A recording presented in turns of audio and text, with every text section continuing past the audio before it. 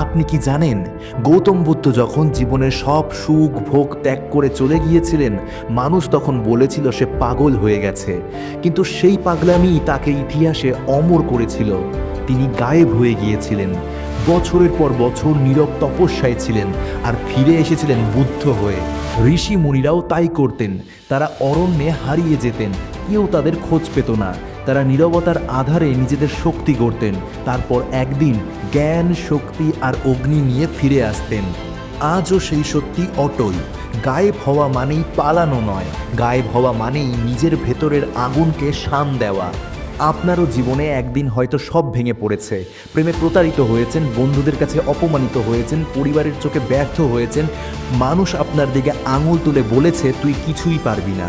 এখন আপনার সামনে দুটি রাস্তা। এক, সবার সামনে পড়ে থেকে সেই কথাগুলো বারবার শুনবেন, অথবা দুই, আপনি হঠাৎ গায়েব হয়ে যাবেন। কেন গায়েব হয়ে যাওয়া দরকার জানেন? কারণ মানুষ আপনাকে কষ্ট দেবে, কিন্তু আপনার পরিবর্তন কখনো মেনে নেবে না, যতক্ষণ না আপনি ফিরে এসে সেই পরিবর্তনকে আগুনের মতো ছড়িয়ে দেন। গায়েব হয়ে গেলে আপনি কি পাবেন?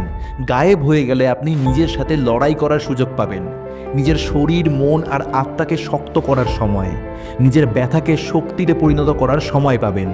মনে রাখবেন, এই পৃথিবী দুর্বল মানুষকে মনে রাখে না, শুধু যোদ্ধাদেরই মনে রাখে। আর যোদ্ধা কখনো ভিড়ের মধ্যে জন্মায় না, যোদ্ধা জন্মায় নীরবতার আধারে। তাই আপনি এখনই সিদ্ধান্ত নিন, সব ভুয়ো সম্পর্ক, সব বিষাক্ত জায়গা, সব ফালতু আড্ডা ছেড়ে দিন। শুধু নিজের ভেতরের আগুনকে জ্বালান। আজ থেকে আপনি অদৃশ্য, আজ থেকে আপনি গায়েব।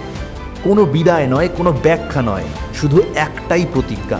একদিন যখন আপনি ফিরে আসবেন, তখন এই পৃথিবী আপনার নাম মনে রাখবে আগুনের মতো। গায়েব হয়ে যান, কারণ নীরবতার পর বজ্রধ্বনি পৃথিবীকে কাঁপিয়ে দেয়। আর আমার কথাগুলো ভালো লাগলে আমার YouTube channel Nirvan by self অবশ্যই সাবস্ক্রাইব করে নিন, কারণ আমি আপনাকে বদলে দেব, আমি আপনাকে আগুন করে তুলব এবং আপনার জীবনের সফলতায় শীর্ষে নিয়ে যাব। দেখা হচ্ছে আবারও একটি ভিডিও নিয়ে। ততক্ষণ গায়েব হয়ে যান।